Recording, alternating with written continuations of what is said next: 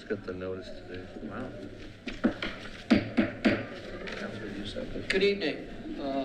This is the February 6th regular meeting of the City Council meeting, Durango City Council. May we begin with a roll call? Councillor Bettine, Here. Councillor Brookie, Here. Councillor Youssef, Here. Mayor Pro Tem Marbury, Here. and Mayor White. Here. We're going to depart slightly from the agenda to, I will recognize the Mayor Pro Tem. Is this about the county commissioner? Yep.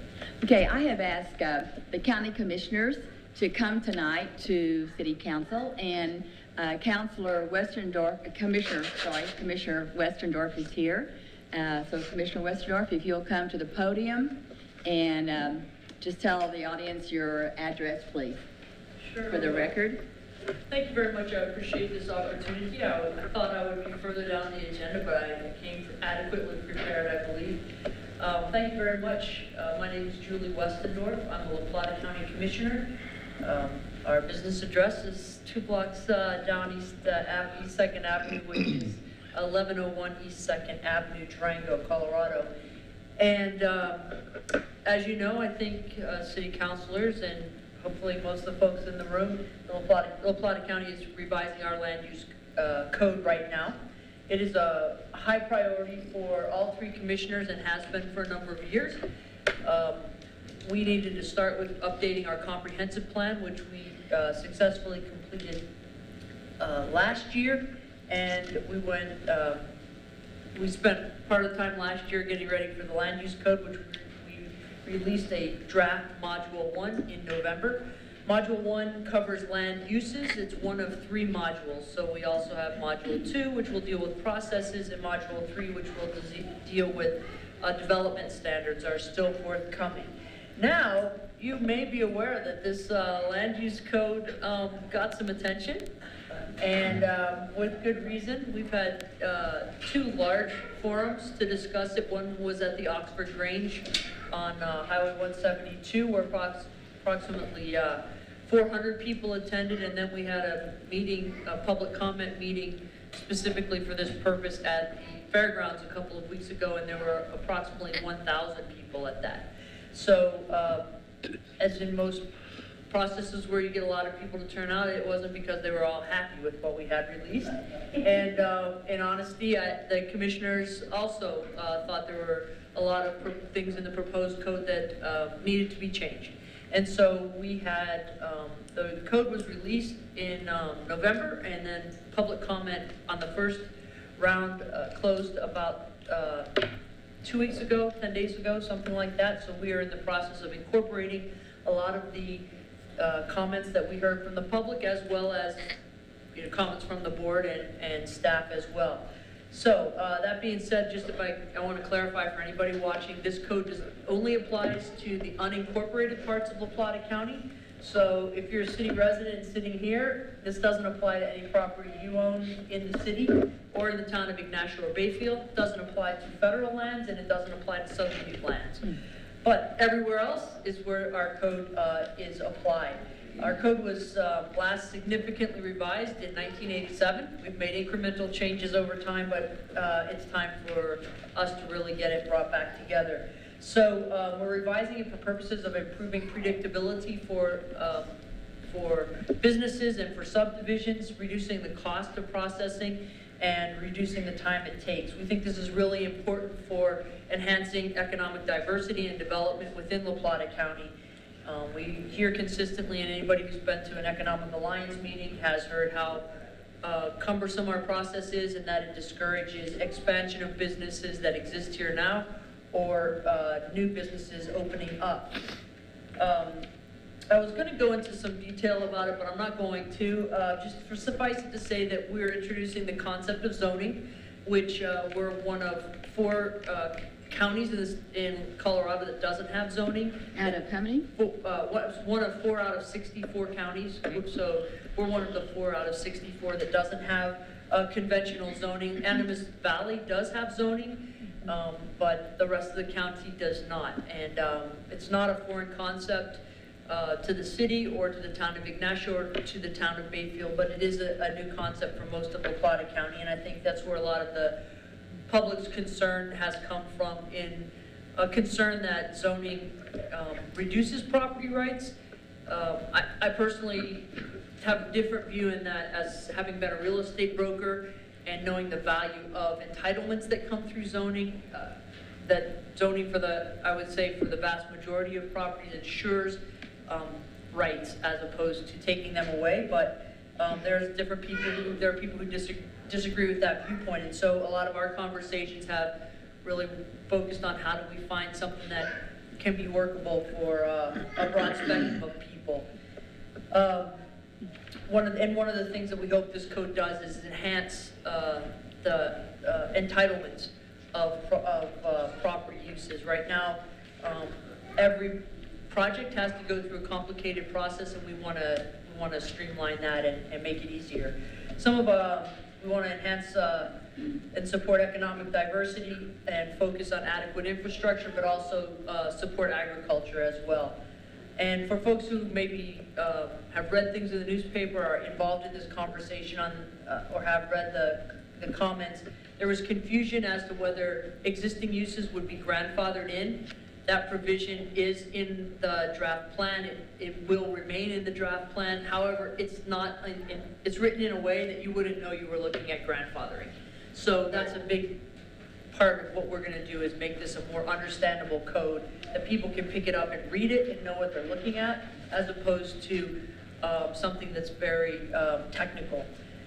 We also, and I'm not proud of this part, but there was also part in the draft code that you would need a permit for a party of 25 people or more. That was nothing any of us supported. That's not even a Super Bowl party. So that's already being changed. It would have been changed earlier, but that's not the way it happened. So those are the kind of things that the no-brainers we're fixing right away. There's some things that really require some policy calls and some thought processes and so on. But we really encourage folks to be engaged, because we are responding to what their concerns are, and we're trying to do it in a responsible and reasonable way. And we certainly know this, the first draft isn't the final draft, and we just want to move forward. There will be another commenting period when we've concluded revisions to the first draft.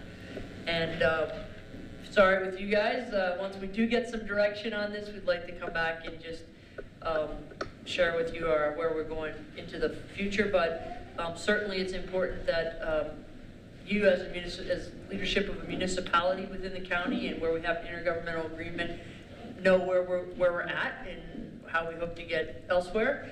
And we'll be sharing similar information with Town of Bayfield on Thursday when we have a meeting, and we're trying to schedule a meeting with Town of Ignacio as well. So I think that's it from my side. I appreciate the opportunity to speak. Well, I want to thank you for coming tonight, because I believe in communication, and the more that we can communicate with all of our neighbors, then the more information they have and understand. So please come back at any time with your updates or more information concerning the land use code. Thank you. Mm-hmm. Thanks, Julie. Yeah, and I would remark also that the city went through this process of updating our code after only 10 years. 4 years ago, it was a lengthy process. A couple of things came up at the end where we had really lengthy and extensive hearings and public input. It will be a engaged process. It's clear that a lot of people are engaged in this, and from our perspective as electeds, that's a good thing. Yeah, It can be challenging, but it's a good thing. we want to work out the problems on the front end, not put in not have any public comment, then find out we adopted a code that doesn't really work. So it's much better to get the input on the front end. All right. Thank you. Thank you. Yep. I think planning is not a linear process. Okay, we did that slight diversion into early public participation. We'll now continue with the regular agenda. We have 3 proclamations tonight, all dealing with Black History Month. And I believe I'm going to read all 3 of them and then ask Professor Nocella to come up and receive them, unless I've been misinformed.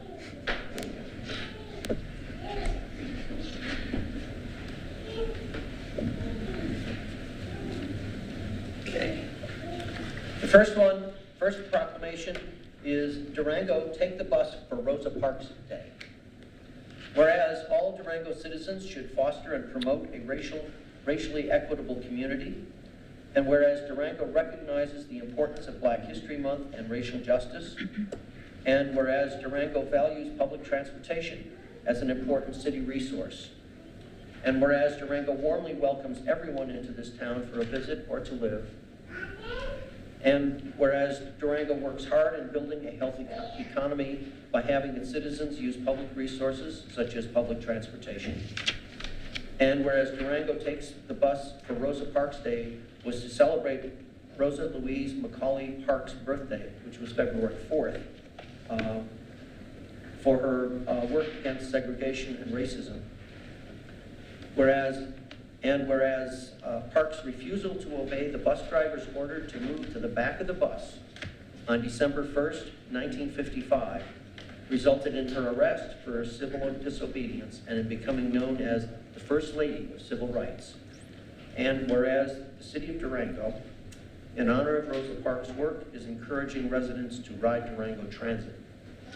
Now therefore, I, Dick White, recognize February 4th, 2018 as Durango Ride the Bus for Rosa Parks Day, and I call this observance to the attention of all of our citizens. The second proclamation is Durango Frederick Douglass Freedom Fighters Day. Whereas all Durango citizens should foster and promote a racially equitable community, and whereas Durango recognizes the importance of Black History Month and racial justice, and whereas Durango values inclusionary and social justice teachers in public schools and sees them as an important city resource, and whereas Durango warmly welcomes everyone into this town to visit or to live, and whereas Durango Frederick Douglass Freedom Fighters Day was created to celebrate Frederick Douglass's birthday, which was February 14, 1818, and his work against segregation and racism. And whereas the City of Durango, in honor of Frederick Douglass's work, is encouraging residents to promote inclusion and racial justice. Now therefore, I, Dick White, recognize February 14th, 2018 as Durango Frederick Douglass Freedom Fighters Day, and I call this observance to the attention of all of our citizens.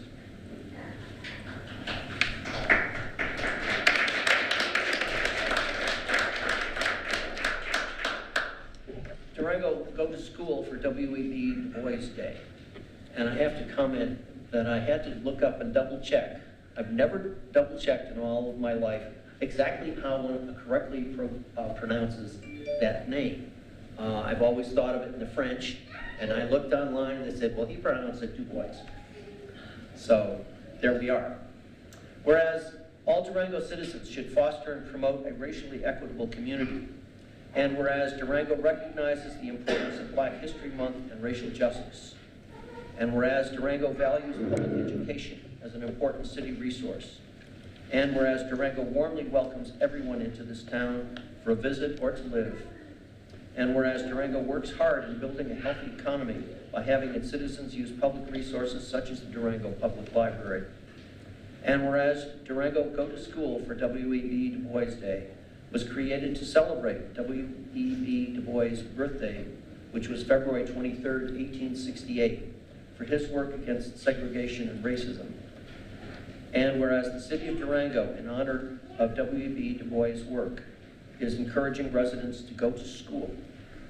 Now therefore, I, Dick White, recognize February 23rd, 2018 as Durango Go to School for W.E.B. Du Bois Day, and I call this observance to the attention of all of our citizens.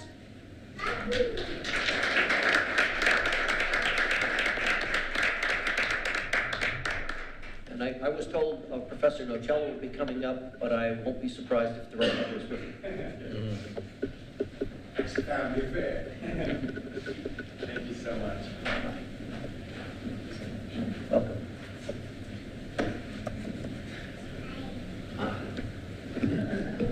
Professor Nocello, would you like to introduce the folks with you? Yes, for sure. My name's Anthony Nocella, and I'm with Durango Peace and Justice. And we wanted to celebrate Black History Month. Last year, we did it, and we did Rosa Parks, and it was a really wonderful event. We we framed it, and it's hanging in the halls of Fort Lewis College, and a lot of students enjoy it and read it. And we said, why not do 3 individuals? And Frederick Douglass, he's a brilliant individual and wrote a lot. W. Du Bois was the first Black scholar that received a PhD from Harvard, and of course Rosa Parks we all know. But I would like to introduce other people in the Durango Peace and Justice. Cleo Thomas and Emma Salazar. So.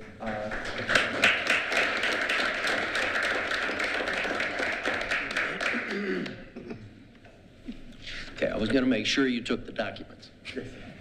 Thank you. Thank you. Thanks. Thanks. Moving on, the next item is the reading of the consent agenda. Items 4.1 through 4.3 are approval of minutes. 4.1 is of the joint city council meeting on December 7th, 2017. 4.2 is of the study session on January 9th, 2018. 4.3 is of the regular meeting on January 16th, 2018. Items 4.4 and 4.5 are discussion and possible actions. 4.4 concerns the approval of the revised 2018 vending calendar. 4.5 concerns a resolution authorizing additional appropriations to the Capital Projects Fund, the Open Space, Parks and Trails Fund, the Conservation Trust Fund, and the Park Development Fund for Lake Nighthorse. Items 4.6 through 4.8 are requests for public hearing. 4.6 is to consider the Mercury Village Lot 4 preliminary plan development. 4.7 is to consider an abandonment of city-owned right-of-way for a portion of East 30th Street, east of Main Avenue. And 4.8 is to consider revisions to portions of Article 3 of Chapter 24 of the Code of Ordinances of the City of Durango regarding parking administration and regulations. Is there any member of the public who would like any item to be removed from the consent agenda? Any member of council? Yes, I would like to remove, I have 4.5 as the appropriations for Lake Nighthorse. On the agenda documentation, it says 4.7. So Ben, what is it? 4.5. 4.5, okay. I've asked Ms. Metz to come here tonight because we're looking at funds of $645,000 for a project at Lake Nighthorse, taking them out of different types of accounts. And I like to know, for example, where the balance is in the accounts. And I want the citizens to know where the money's coming from and what it's being spent on. So that's why I've asked her to come tonight. Thank you, Mayor. Ms. Metz? Okay, well, let's wait. Anybody else? We need, any other item to be removed? Then I'd entertain a motion. Move to approve the consent agenda with the exception of 4.5. Second. We have a motion and a second. May we have a roll call? Councilor Bateen, Yes. Councilor Brookie, Yes. Councilor Youssef, Yes? Mayor Pro Tem Marbury, Yes. and Mayor White. Yes. Now I'd invite Ms. Metz to the podium. Good evening, Mayor White and members of City Council. The City of Durango, as you know, is now the recreation manager for Lake Nighthorse, and we have put out to bid our very first project at Lake Nighthorse, and that's the overflow parking lot and the chip seal of the boat ramp road. As Councilor Marbury mentioned, there's a variety of funding sources for the project that total $645,506. Of this total, $14,492 will be coming directly from the Anasaplata Operation Maintenance and Replacement Association to do a chip seal of the Tribute Garden Road, because it just makes sense for us to partner with them. They provide funding, so we put that in as an alternate for the contract, and we'll get that done at the same time the boat ramp road, which is about a mile long, will be completed. So the sources of funding, and then I'm going to go through the sources of funding and give you the balance of each, if that's helpful to the council. So in addition to the grant that the city received from the state of Colorado for the improvements at Lake Night Horse, we had $274,232 remaining. If you remember, that original grant was $285,000, and then we had a citizen donation of $13,700. That brought us up to the balance in that fund when we began of $298,700. So that's where that money originally came from. There was no city match in that initial grant. So those funds are still available for the project. And so we've also proposed that we transfer funds from a completed section of the Smart 160 Trail out in the Three Springs Grandview area that was recently constructed and completed. And so we are proposing to transfer $126,782,000 from that completed project. The fund balance in that project is $143,231. And so when you take away the $126,782, that leaves a balance in that fund of $16,449 left in that Smart 160 project. So it's closing, it's completing the project. And that would be just released back into the fund balance once we've closed out that project at the end of the year. So the other funding source that we are proposing to come into Lake Night Horse is a transfer of $200,000 from the Conservation Trust Fund. This is lottery dollars that comes to the city of Durango each quarter based on our population. And that fund balance in the Conservation Trust Fund is $214,039. So we are taking $200,000, leaving up just over $14,000 left. But again, that does come to the city quarterly, and that fund will be replenished this year as we get further distributions from the Colorado Lottery. The next funding source is from the Park Development Fund, and we are suggesting a transfer of $30,000 from the Park Development Fund. The council is aware that those funds come from development projects throughout the community, and so people pay a sum of money to the city and that we can expend on any park. And so the fund balance in the Park Development Fund is $39,918. So that will leave a balance after we transfer the $30,000 to $918 in that, and as you know, that will get replenished as we get additional contributions to that fund. And I mentioned the financial contribution, $14,492 from the association, and we've received that check. Well, thank you very much. That's always good to know where the money's coming from, how it's being spent for the projects, and what the balances are. So I really appreciate the information, Ms. Metz. Thank you so much. And I have a couple of questions that come up in the context of your remarks. One of them is the redirection of the Smart 160 funds. I'm guessing that those originally came from the dedicated sales tax for recreation. Yes. So it's simply taking it from one recreation project to another. Correct, yes. So we had transferred funds from a section of the trail that we were to build, this is many years ago, and used that to complete the Smart 160 Trail, because remember, this was faster grant funds from CDOT, and it was a great project for the city to move forward with, but we didn't have quite enough to finish it. At the time, we felt that we needed about $800,000 worth of money that was city money, but as it turns out, we didn't expend all of that and have money left, and so these are funds that are available from that completed project. So it would come from the Open Space Parks and Trails Fund, and we would transfer it over to this project. Great. And then the other question was this the bid for this project more or less what you were expecting?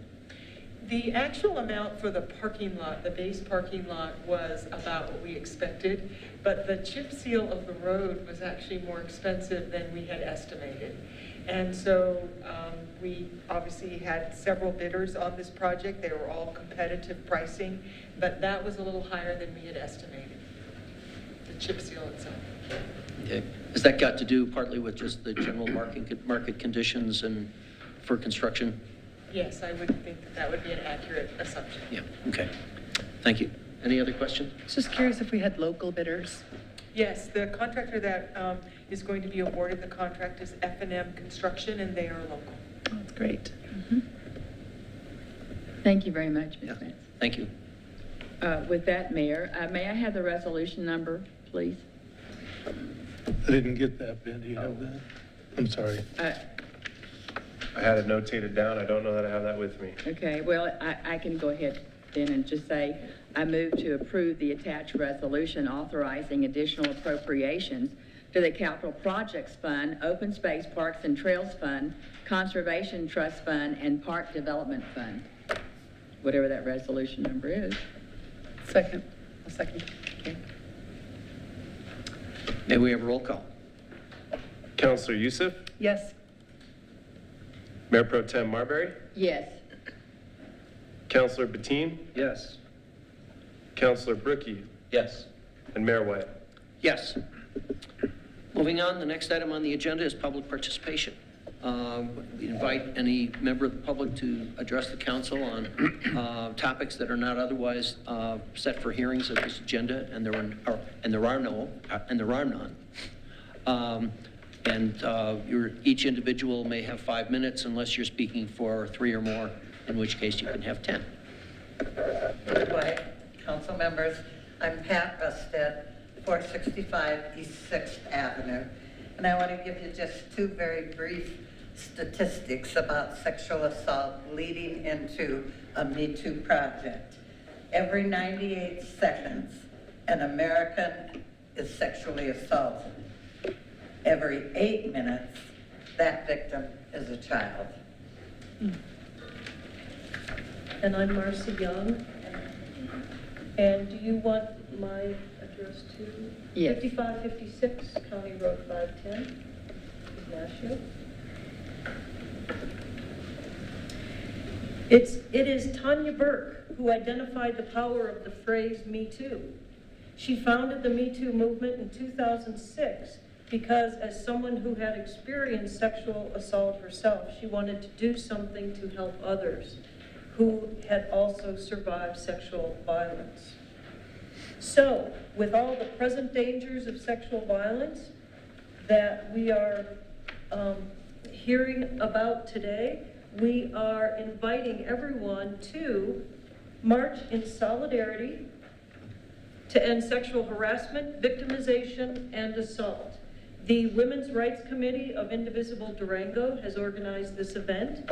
It is on Saturday, February 17th, 10:30 at the train station. We'll start marching at 11 and have a short rally with a variety of speakers, only 3 from various genders, various nationalities.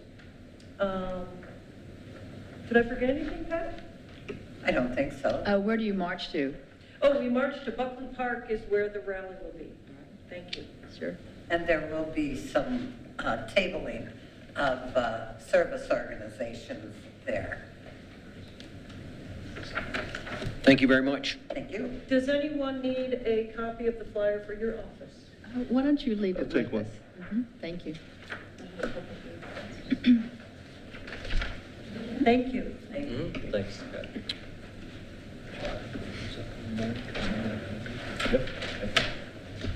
Hi, this is Kathy Sykes, and I'm Susan Geddes, and we are Deanna. I don't know your last name, Deanna. Corthet. We're from Pinning Terrace, and we want to fight for our bus. I personally don't need a bus because my son bought me a car, otherwise I wouldn't have a car. But there are many people in our neighborhood who will not have access to a grocery store, who will not have access to get to a doctor's appointment. Some of them can't even walk to the hospital. And right now, we have a bus that stops near Diggs Corner, I think probably you know Diggs, in 3 Springs. But what we are is, most of our people that are handicapped cannot get to that bus stop even to take the bus. So we want to share with you all what we're talking about and why we think it's important for you to really consider this and try to find funding to help us.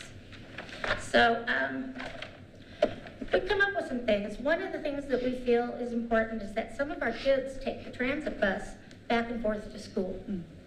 And that's probably because of this school district here where you can go to a different school than you actually live in the residency for. We have, I already mentioned, no grocery store that we can walk to. We were told that Pinion Terrace is a walking community, not for all of us. And we have no grocery store out there yet. Hopefully someday. But we can't get back. Let's say we could make it to some place. How would we get those groceries back to our homes? We do have people who live and ride the bus every day to get to work. So we're concerned about that. We have a hospital there. I kind of think that's kind of an important thing. We have a hospice center where now people are able to go and die with families surrounding them, but there are families who can't get there because if there's no bus, many of us, even from downtown Durango, can't get out to where the hospital is. We also have senior assisted living, and we have low income properties there that need to be taken into consideration. Pinion Terrace is a government funded housing along with Mercy, their company, and that's where most of us are from. And I'm fighting for, sorry, sometimes my mouth goes dry and I can't even talk. So we're fighting for these people. And Kathy's gonna take over in just a second. We are concerned about the housebound factor. If our residents don't have a chance to get out, an affordable chance, yes, there are taxis and things. I was quoted $57 to come from Durango to get to Three Springs one way when I had a broken leg 3 years ago. I don't know how much the taxes have changed since then, but, granted with that disability, I was able to call an opportunity bus, but they don't run on Sundays or Saturdays. And I had to get to where I was at. So we're concerned that many of our people will be housebound, and we're concerned that in a housebound situation, you have increased suicide and things like that that happen to people that can't get out and be part of the community.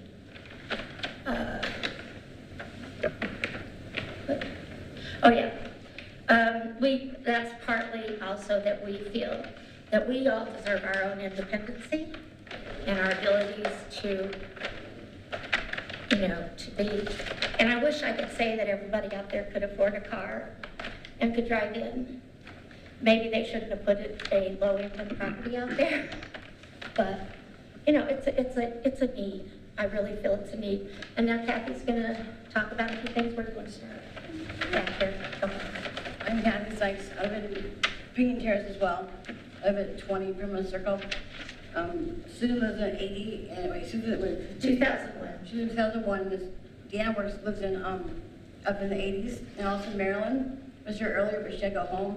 She was in the 50s, and she's a cane. And for her walk down to Diggs, it's a really hard challenge for her because it's really far. And so that's another issue we're worried about too.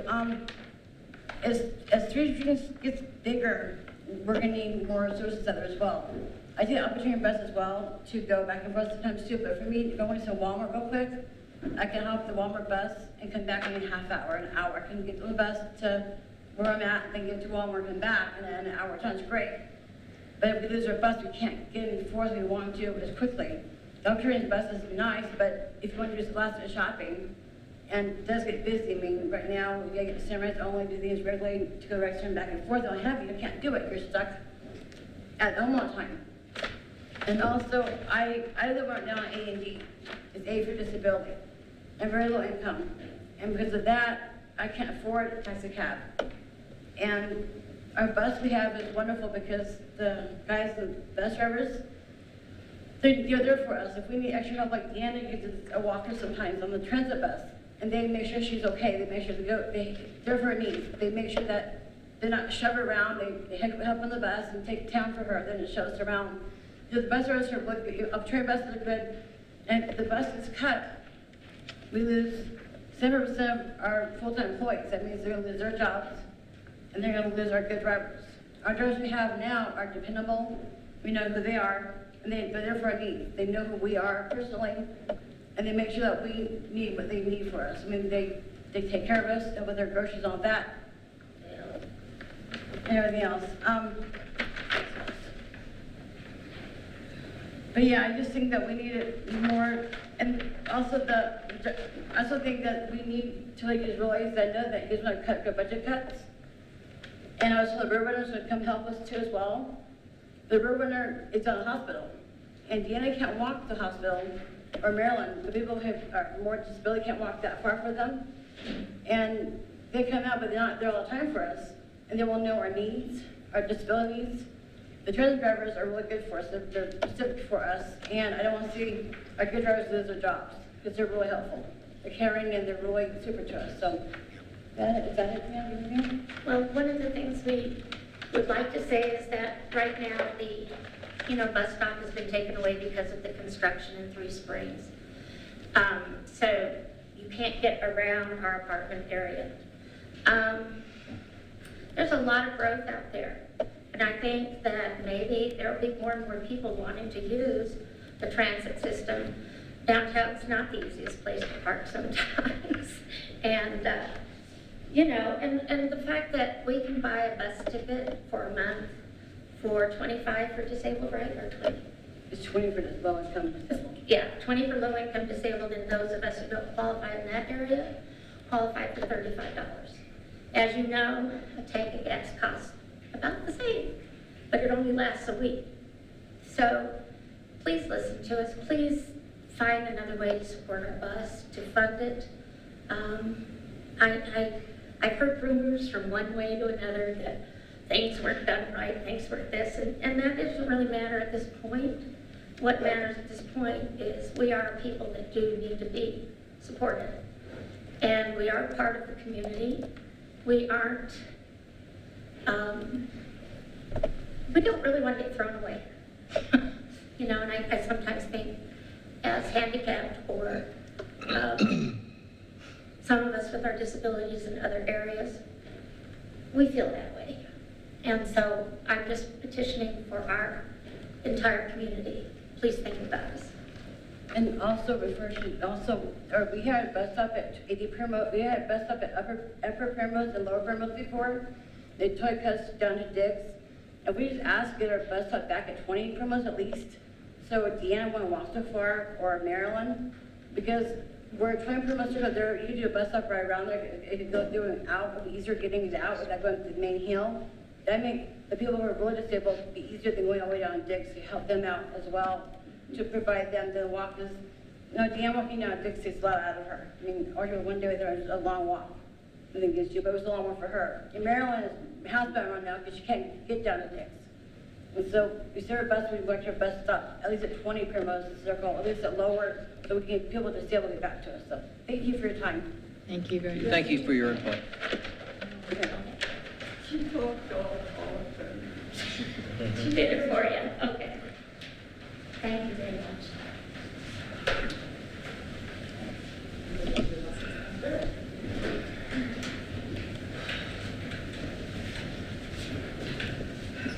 Mayor, City Council, my name's Dwight Scoball. I'm a seasonal bus driver with the Transit Department. This fall, I'll have 19 years with Transit. I was full-time for 13 years, and I've been part-time since then.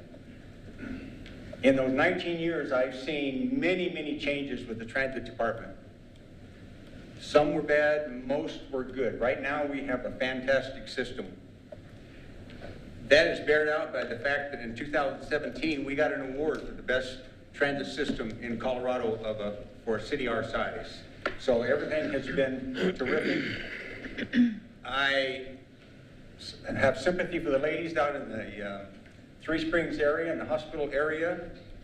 That is the biggest growing area in Durango, and you well know that.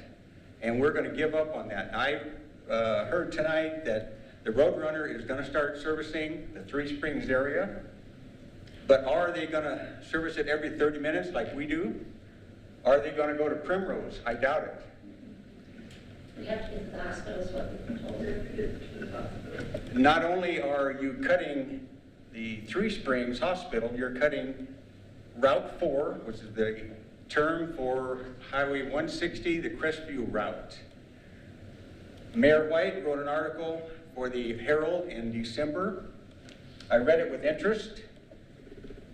Conveniently left out of that was the Crestview area that is not going to be served. In the Crestview area, you have Miller Middle School. We have several students that go there. Right across the street is St. Paul's Church. Those preschoolers ride the bus frequently. Durango Housing Corporation Apartments near Arroyo and Delwood is a big subsidized housing unit. Many of those people ride that route. Also, the Manna Soup Kitchen is served by the Crestview area. On 160 West, you mentioned Mayor, the high school, Animas High School, and you mentioned the Human Services. I understand Human Services is not going to buy a bus. I didn't think they would. And I don't know if the high school is going to buy a bus. If they buy a bus, are they going to stop and pick up the passengers that we used to pick up at all the stops along the way? I doubt that too. So, but my last point is the biggest point I want to make. I'm here for the drivers who are full-time with the transit system now. I understand the last thing I heard, you were going to cut 75% of the full-time drivers. Right now, that is approximately 15 full-time positions with transit that are going to be eliminated.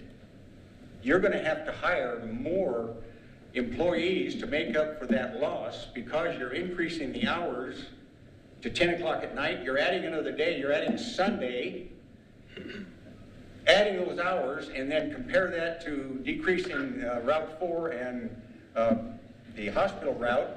I think those two things cancel each other out. You're not saving any money there as far as I can see. So, but the drivers that you're going to cut, one of the drivers, Chuck, started just before I did. He's got almost 19 years. He's 62 years old. He's 3 years from Medicare eligibility, and you're going to take his medical benefits away. You're going to take his 401A contributions away. Another driver, Leonard, has got over 15 years. We have a lady who lives in Ignacio, a single mother who drives every day. She drives the evening bus most of the time. She works until 10 o'clock at night now. You're going to take her health benefits away.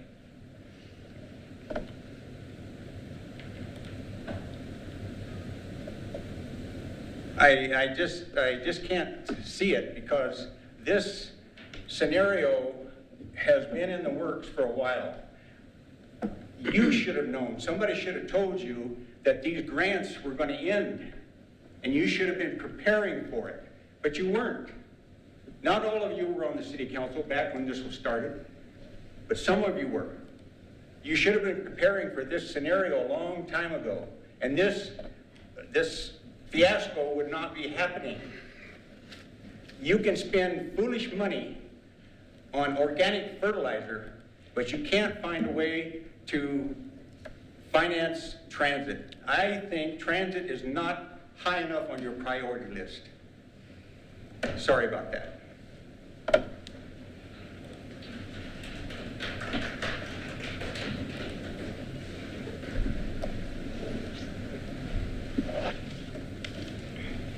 Mayor and council members, thank you very much for your time tonight. My name is Kristen Pilati, and I work for San Juan Basin Public Health. I'm the Director of Assessment and Planning for that organization. As you probably know, but maybe not everyone here knows, San Juan Basin Public Health is the local public health agency that serves La Plata and Archuleta counties. We perform core public health services for all the people living in this region. And every 5 years, our agency undertakes a community health assessment.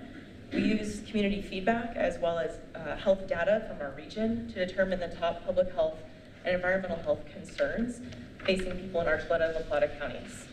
This survey is an opportunity for us to hear from you, the public, about your health priorities and the issues that you're facing, because we recognize that numbers, rates, and percentages that we get from data don't tell the whole picture about the health of people who live here, work here, and play here.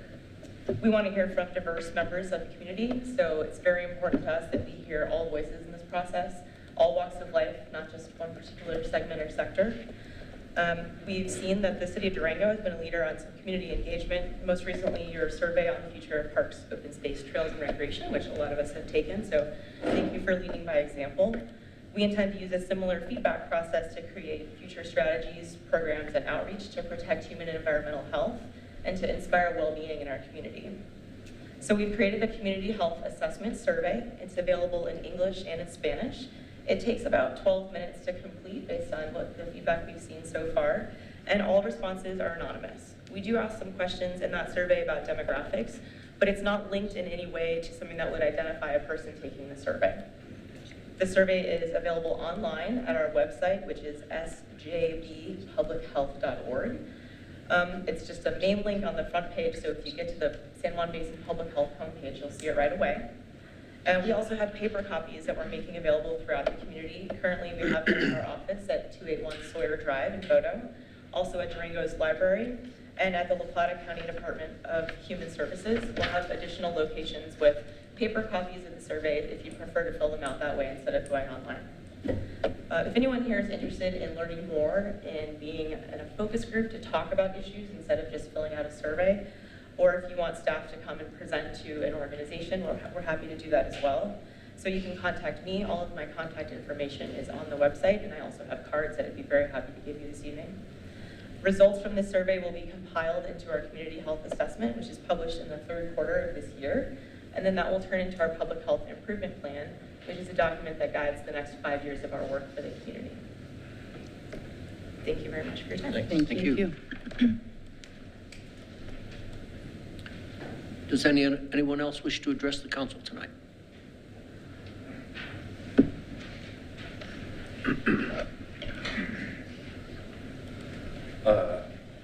My name is Jonathan Whelan. I'm the security administrator at Big Picture High School. One thing, I've only been here for 8 months. A little bit about my background. I'm originally from California, San Francisco, and I was homeless from 12 to 15 years old.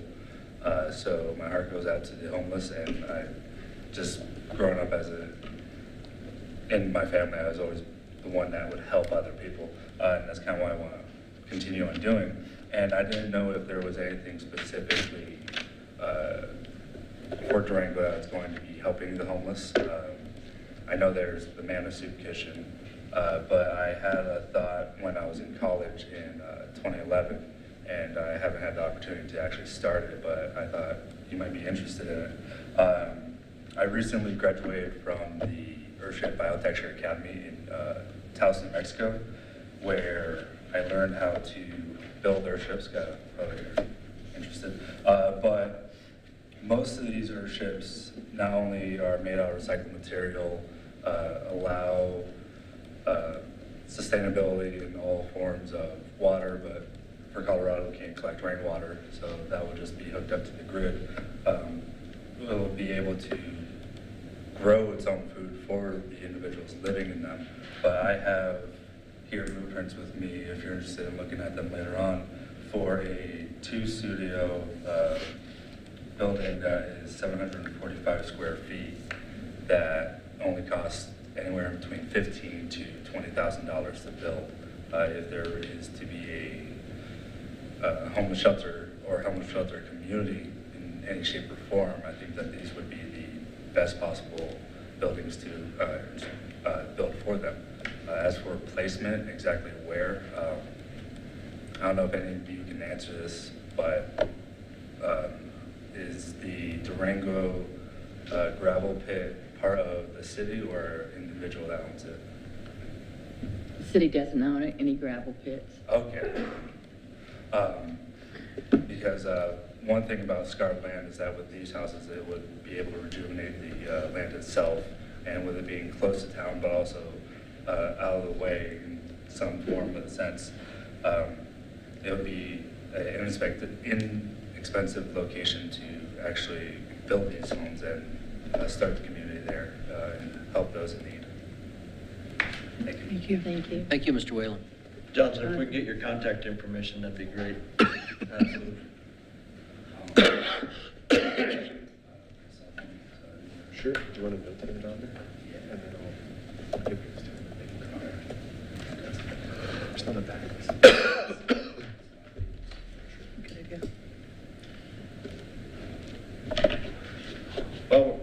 hanging here, if I could, we've got some guests in the audience, Cub Scouts that are turning into Webelos, and if I might just invite them really quickly. I think I see 4 of them, 3 or 4. If you can just come up and say your name, and the council would like to recognize you and appreciate you being here this evening.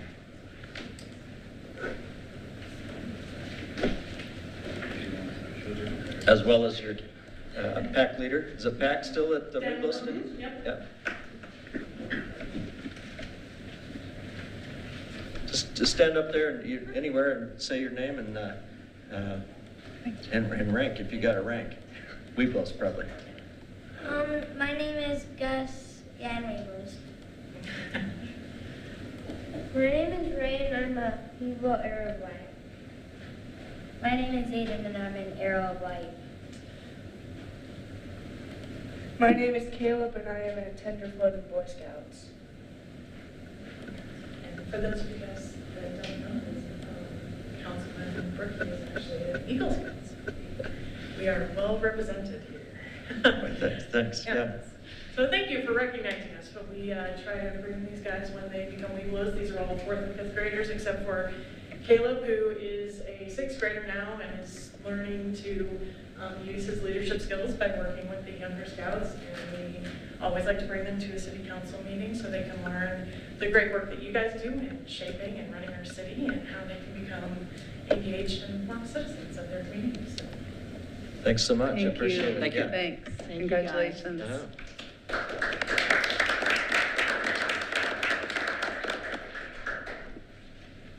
Does anyone else wish to speak on public participation? In that case, I will close this piece. For Mr. Whalen, my guess is that you probably are aware of the homelessness forum that's coming up on February 17th at the fairgrounds. That's an all-day event. He left, yeah.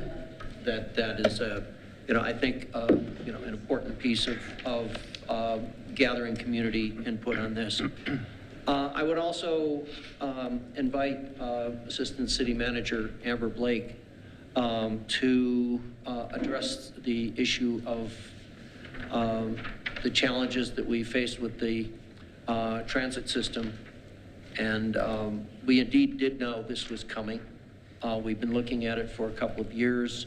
We did not know until after budget assignment last year exactly what the timelines of the cuts were going to be, but they are much larger than can be met with some adjustments such as a Parks and Recreation budget for organic parks.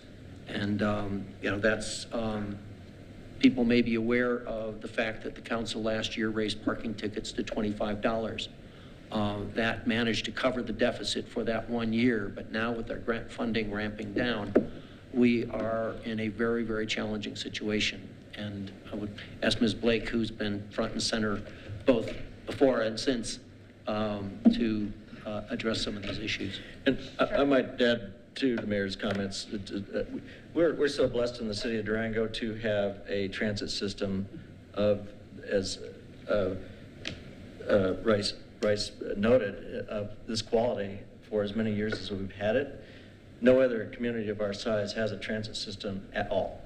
You can go to Cortez, you can live in a low-income housing tax credit financed housing in Cortez and have no transit available. You can go to Pagosa Springs, same thing. You live in Durango, we've been fortunately able to provide this service through an incredible amount of grant resourcefulness amongst our city staff, largely as from CDOT. And CDOT, in their infinite wisdom, a couple of years ago decided that maybe there should be a reapportionment of maybe Durango got too much for too long, and so that some other communities throughout the state should have some of their transit funds, which is exactly what happened to us. And so that's the story that Amber's about to tell, to the tune of about $800,000 of deficit that we have been receiving over the years that we are no longer going to receive. So we have been looking at this for about a 3-year period. Anybody that has watched us debate, has read the newspaper, knew this was coming. And we, as the mayor indicated, stalled it off for a year before we had to make this difficult decision to actually eliminate a minimum of number of routes. Amber will probably tell you the cost per ride to get to Three Springs.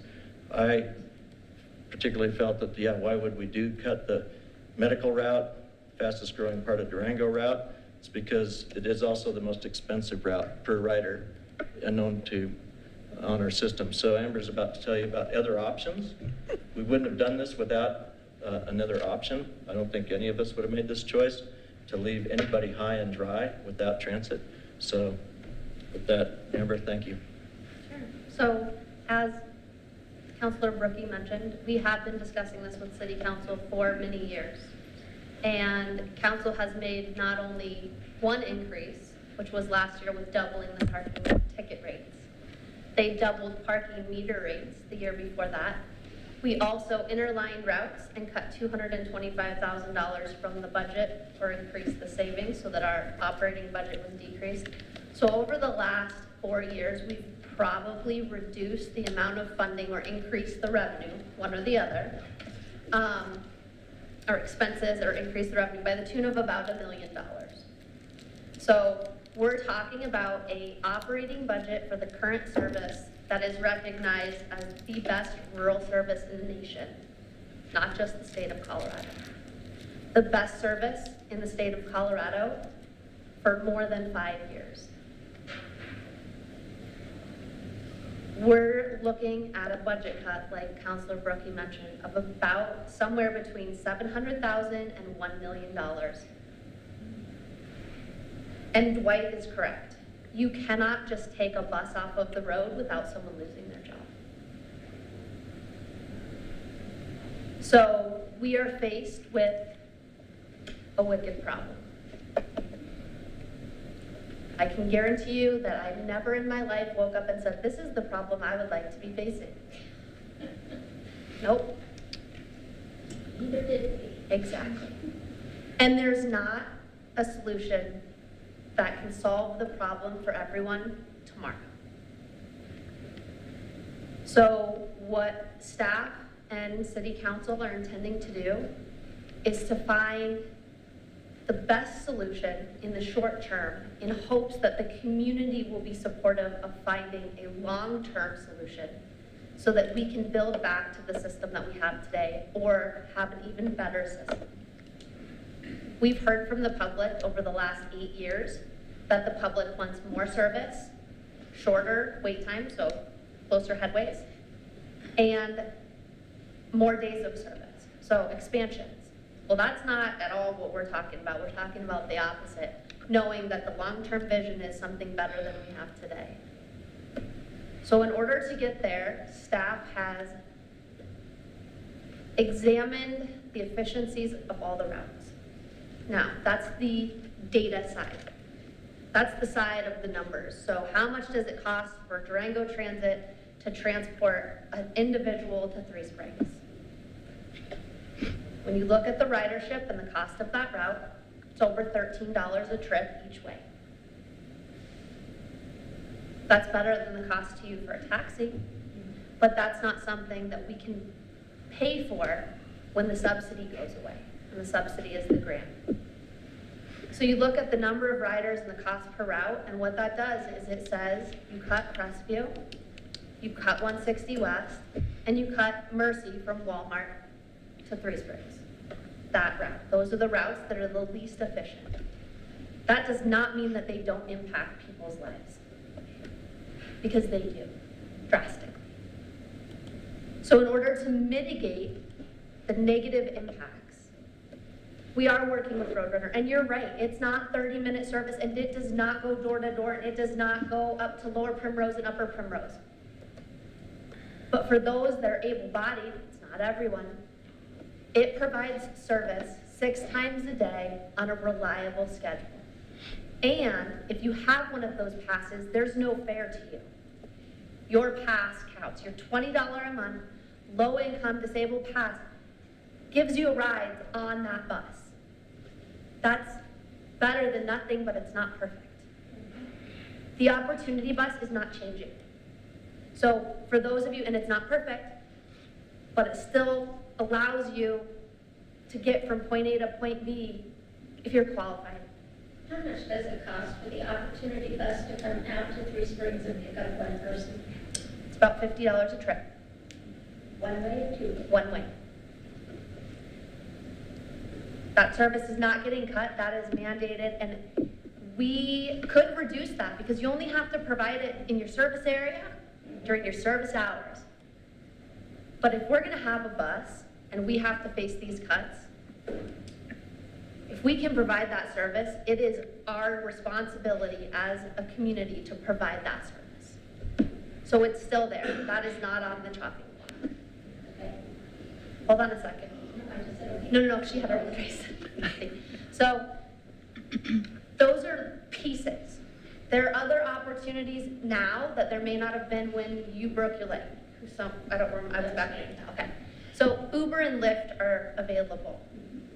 And they're much less expensive than a taxi. Actually, Uber's 50 to Three Springs when you come. So, hold on. Okay, so, and then there, Southwest Center for Independence. There's a number of different options, and we're currently working with the other providers that have services to help provide a packet and say, here's the additional options. So we're here, we want to help you. We don't want to leave you high and dry. I think Okay. So, in terms of 9R, we have been working with the school district, and even for students, let's say a student lives in Three Springs and they go to St. Columba, for example. 9R will have that student ride their bus. They are helping us as a community partner to make sure that those students can get to school. So that is the other piece. Animas High School, same thing. If students go to Animas High, 9R will take them there on their 9R bus. Okay, so that, it doesn't solve the problem, but it's trying to make lemonade out of a really, really horrible lemon. So that's what we're faced with. And for the able-bodied folk, if you can walk from Delwood and Arroyo to Main Avenue, you have the trolley. That's some service. It doesn't work for everyone, but it's something that's there. We have a study session next week with council. We have continued to refine the original proposal that was brought forth. We have taken into account our best and most important asset in the city is our people. Our duty as a transit agency is to serve our community and provide transportation options. And we have to balance the two of them when we're facing a significant budget cut. And so we're doing the best that we can, and we're bringing forth as many creative solutions and options so that we can meet the needs of those who need it the most, and at the same time, have that bottom line not be completely red or end up losing the entire service completely. Did I answer your question? Actually, you provided more information than I knew, and we may know more next week, but I want to thank you for the explanation tonight and also for all the work that you've been doing to get through this very, very challenging situation that we all face.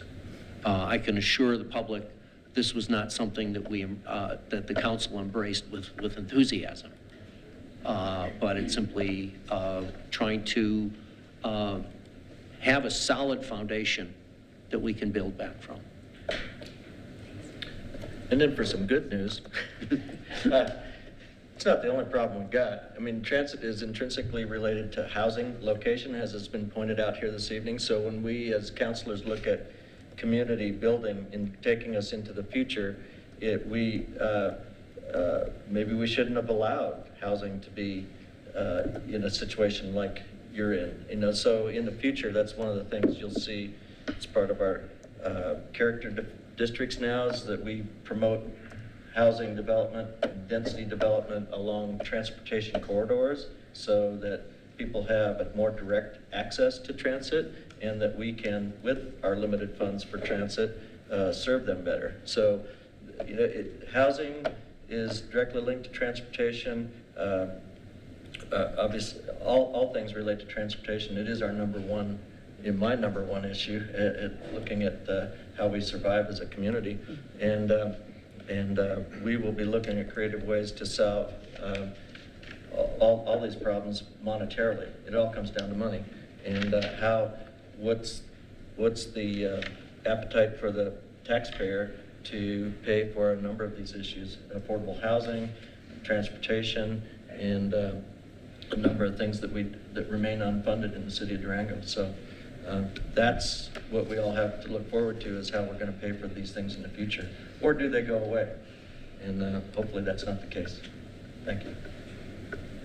I just want to say thank you again for sharing your situations and concerns, because I think it's really important for all of us in the community to hear your needs so that we can try to respond as best we can. Okay, moving on, the next item on the agenda is council reports and actions. Good. I'll begin then. I would like to encourage everyone, there's been a lot of information about public art in the medians coming, and I believe the Public Art Commission has gotten to about 3 finalists. So, here's a couple options for you. If you can go out to SCA on Friday at 4:30, you can meet the 3 finalists. And I believe they are all local artists. And the money is not $100,000. I believe it's $50,000. There was an NEA grant, and Councilor Berkey can affirm this since he's on the Public Art Commission. $25,000 came from the NEA and $25,000 from CDOT. Is that correct? That's correct. Okay. So you can meet the artists. Can't do that? I have another option for you. I did it today. I went to durangogov.org. And I went to Virtual City Hall, registered my name, and I looked at the 3 proposals that are out there. Nope, I don't like that one. Nope, I don't like that one. Okay, I'll vote for this one. So that's another option for you to participate, because sometimes people criticize, well, I didn't know anything about it, I wasn't informed. I'm hoping that you do get informed and that you do participate in this process. City Council did not initiate this, okay? Has nothing to do with us. It came from the Public Art Commission. And so I want to make sure that the community knows that. I also went online to Virtual City Hall, and I took about 10, 11, 12 minutes to go through a survey for Parks and Recreation for their master plan. It is more detailed. I had to think about what's my priorities, first, second, third, fourth, etc. And they ask you a lot of questions. And that's another opportunity for you to participate if you can't go to a meeting. And hey, I understand people can't always go to meetings because of work or transportation. But that's another way to get involved with the city. Instead of criticizing us, get involved. That's always been my motto. Get involved, get involved. Send an email, get involved. Melissa Youssef and I went to the Goodwill luncheon meeting of the people that are opening the Goodwill store. Their grand opening is February the 17th, a Saturday, and they have brought 35 jobs to Durango. They employed a lot of contractors. I watched enthusiastically the building of that. We all support our thrift stores. I'm looking forward to another one. I think they have a lot to offer to the community, just like the Methodist thrift store, just like the Habitat for Humanity, just like the La Plata Humane Society. We're so lucky that we have lots of options in Durango, and I shop at the thrift stores. So I hope we all will get a chance to get out there if you can. Thank you, Mayor. Well, I might say regarding the art piece, that the Public Art Commission, actually, the city of Durango was a recipient of this NEA grant. The Public Art Commission did not make the selections of the 3 finalists. Okay, yes, I that was a understand. select committee, technical ability, artistic ability, and so there was representation from the Public Art Commission, but the Public Art Commission did not make that final selection. It was a broader-based committee that made that decision, and the Public Art Commission will not pick the finalists. It will be the public. That means all of you out there in this audience and on TV. So Sweeta is absolutely right. It's so important. If you didn't like the last piece of art that landed, in Durango, you should vote for this piece of art because it's your decision. And you have nobody to blame but yourself, and you can go online, you can go to SCA Friday night and meet the artists, and it's nobody's decision but yours. Not this council, not Right. nobody on the Public Art Commission, it is your decision. So we urge you to look at those 3 finalists and make your selection.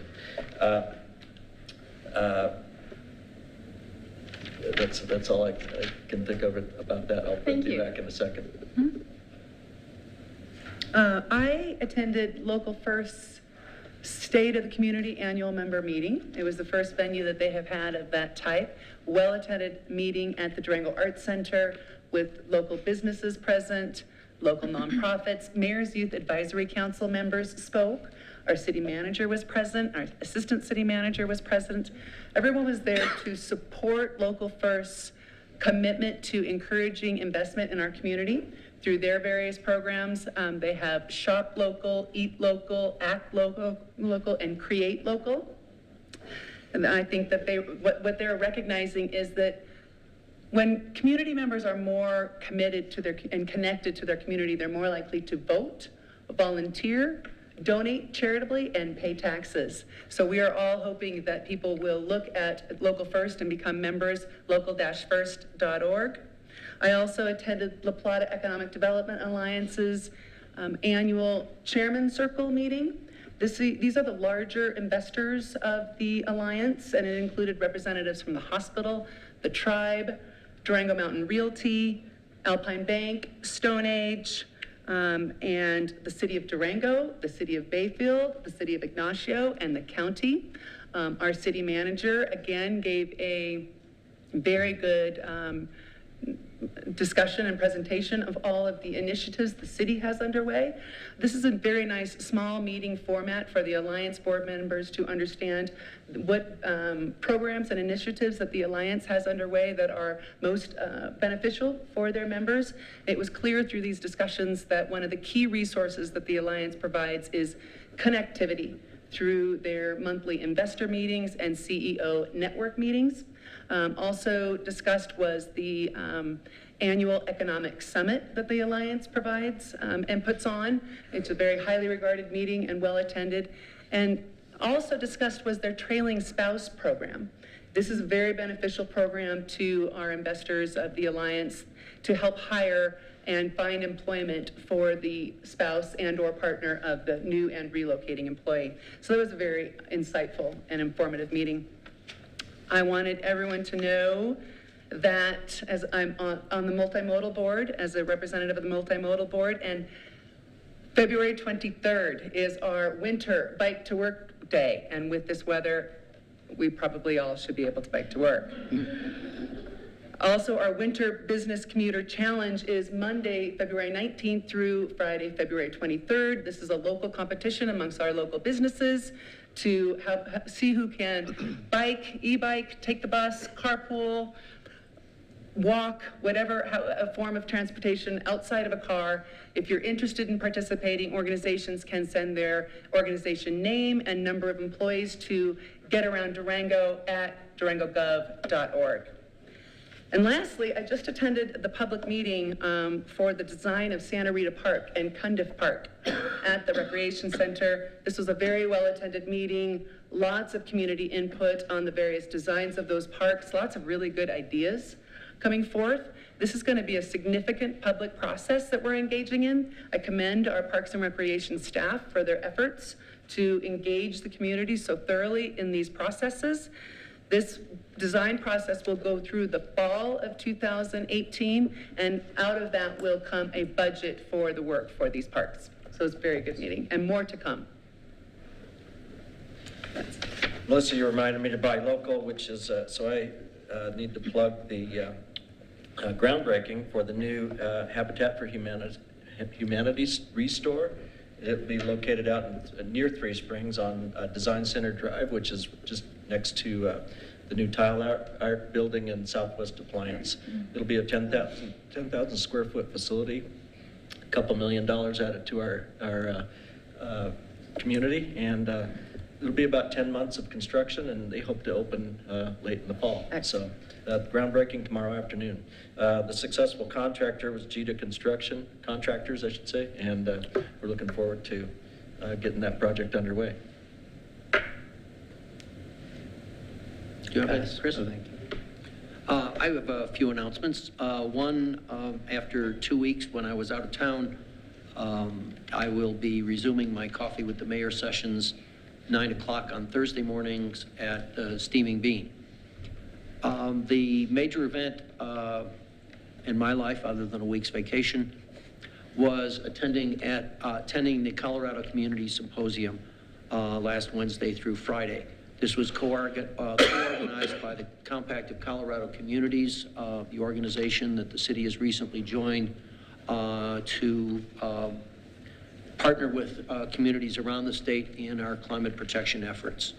I was honored to be part of the panel discussion for the opening plenary, and City Manager Ron LeBlanc chaired one of the breakout groups. Dean Brookie and our sustainability coordinator, Imogen Ainsworth, also attended the meeting. At the awards dinner on Wednesday night, and I am remiss because the award that Councilor Brookie and I received for honoring the Durango's Way to Go Commuting Club is sitting on my dining room table this evening. I will bring it in for future display. But also, there were more than 400 attendees from around the state and in some cases outside of the state. It included a presentation by Governor Hickenlooper. Lieutenant Governor Lynn was also on the panel that I participated in, and Senator Bennett and Mayor Hancock of Denver also made appearances during the course of the meeting. There were numerous sessions, enormous numbers of ideas floated about how we can work together and move towards our collective climate goals. This is meant to be an annual affair, although the governor's office co-sponsored this year. We know there will be a new governor next year, so they're not planning it for January, but it will be coming forward. Last week, the City Council study session had a couple of sessions around water and included a presentation by the La Plata Archuleta Water District and about the joint plans that they have with the city for using water in Lake Nighthorse. We both have purchased, both organizations have purchased water storage in Lake Nighthorse. We are looking at a pipe that will get us to the edge of the Bureau of Reclamation lands so we can then begin to distribute. And that will also then go to a joint water treatment plant. And we're hoping to have an agreement with La Plata about that fairly soon. I am the liaison to the Utilities Commission, and yesterday we got an update that the wastewater treatment plant at Santa Rita Park is on schedule, and in particular, the very important renewal of our permit from the Colorado Department of Public Health and Environment is it's coming up due at the end of the month. It looks like we will have an extension because they haven't quite got to the permitting process yet. So we are very, very likely to be on, meet that very important piece of our schedule. We also began discussion of the existing city's drought plan and in anticipation of a grant that the city has applied for that might enable us to update that. Another piece for Black History Month is that on Thursday night of this week at the library at 6 p.m., Community Cinema will be hosting a film entitled Tell Them We Are Rising, which is a history of the black colleges in the United States. I think the other items that I had have been covered by other counselors, a couple of routine ideas that I will pass for this week. Mayor, I just wanted to add that I wanted to thank the organizers of Snowdown and all the event coordinators. There were lots of new events this year, and it was a lot of fun. We had city council all dressed up on a great float, and there were lots of people there with great smiles on their faces and fun costumes. And if you haven't had a chance to see it, you could always go online to the Durango Herald and look through their gallery of pictures. And also, they had some great coverage on the newspaper as well. So it's one of those fun traditions that's been going on for 40 years in Durango. I hope it goes another 40. So congratulations, Snowdown. Okay, all right. Moving on, the next item, if I can get my agenda back, is there are no public hearings tonight. The next item is an introduction of an ordinance. This is an ordinance authorizing the conveyance of city-owned property located at 6 Woodland Circle, Durango, Colorado, and declaring an effective date, the Griffin Property Exchange. Is this? I think Kevin has some comments. Okay. Just a bit of an update. Certainly, councilors, you're familiar with the proposal that we have before you, and this action is really the city's step towards moving this towards the resolution. We've been working with the property owner, really 2 property owners, because of the land exchange that was discussed late last year, and then again a couple times since then. The city attorney and I had an opportunity to meet with the property owner. I believe we've come to mutual agreement on a path forward for coming to a conclusion that meets his desires, as well as the things that staff has put forth to the property owner and what we heard from the council the last time when we had the public hearing on this matter. So what's before you tonight is really moving the ordinance on the land transfer forward. There still needs to come before you again in a similar fashion for a second reading before it would become final. Before that happens, the steps will need to be completed that Mr. Griffin has agreed to. Since we last had this issue before you in a formal manner, Mr. Griffin has paid a land use fee, he's paid a fine for the illegal excavation. He's agreed to do the grading and drainage plan that relates to the garage he would like to build. We've reviewed the plans for the garage. They're largely compliant. A couple of adjustments will need to be made to allow it to occur. There's some administrative actions, but generally speaking, I think the city attorney and I are comfortable that we're in a pretty good place to move the city's responsibilities forward to get the plat finalized, essentially, and to allow that land to transfer. And then while this is all occurring, the property owner is working towards the items that we are requiring of him. And really getting this thing closed out in the near term has some urgency because of the one neighbor who is essentially donating land that the city will ultimately end up with. And he was part of the conversations we had a couple of weeks back. So we feel confident we can move this forward tonight, and it will take us one step closer to resolution in this matter. Thank you, Mr. Hall, both for your report and especially for the work behind the scenes. And the same goes to the city attorney. This has been protracted, and I know I'm delighted to see it coming forward. Me too. Do we have an ordinance number? I don't, but do you have this one, Ben? I believe it's ordinance number 2. I think that's right. 2018-2. So I'd make a motion to conduct the first reading of the attached ordinance 2018-2, authorizing the conveyance of city-owned land to the owners of the property located at 6 Woodland Circle, Durango, Colorado, and declaring an effective date. And we have roll call. Counselor Bettine. Yes. Counselor Brookie. Yes. Counselor Youssef. Yes? Mayor Pro Tem Marbury. Yes. And Mayor White. Yes. And that concludes the open session of our meeting tonight. We have a couple of executive sessions. And so the first of these, we have discussion and possible action concerning a motion to convene an executive session to discuss specific legal questions with the city attorney as permitted in CRS paragraph 26-4024B. Mayor, I will move to convene an executive session to discuss specific legal questions with the city attorney as permitted in CRS 246402-4B. Second. And we have a roll call. Counselor Brookie, Yes. Mayor Pro Tem Marbury, Yes. Counselor Bettine, Yes. Counselor Youssef, Yes. and Mayor White. Yes. And thank you for you all for your participation tonight. Our public session is now concluded. This is